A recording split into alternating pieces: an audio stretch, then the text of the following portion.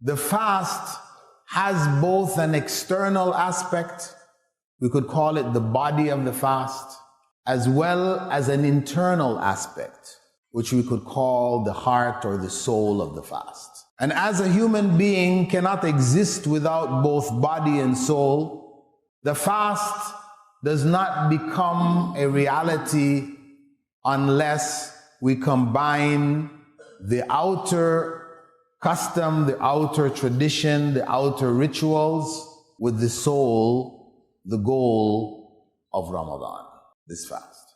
So it is very important that we stop and reflect and ensure that the goal, the soul of Ramadan is being worked on, is being fed, is being put in its correct place.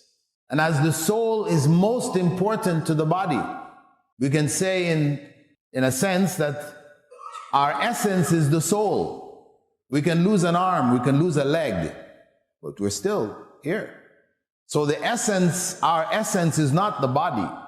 Our essence is the soul. So similarly, in the case of Ramadan, it is important for us to keep that foundation on which everything else is built, which makes all of the various rituals of the fast meaningful, which gives them the ability to change, to help us to change psychologically, emotionally, intellectually, spiritually.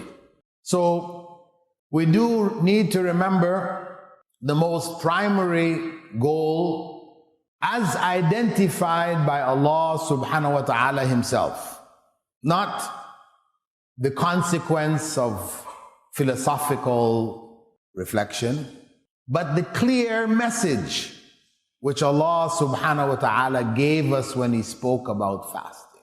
Clear, direct, not requiring in any way questioning or searching, researching, digging.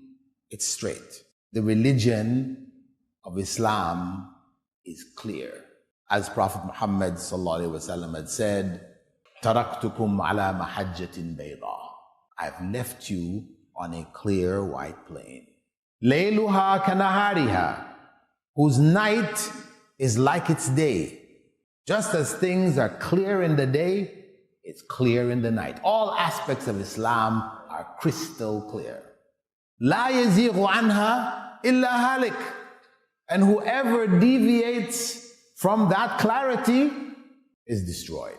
So Allah subhanahu wa ta'ala told us very clearly in the Quran, Ya ayyuha alladhina amanu kutiba alaykumus siyamu kama kutiba ala alladhina min qablikum la'allakum tattaqun. O you believe, fasting has been prescribed for you as it was prescribed for those before you, in order that you develop taqwa.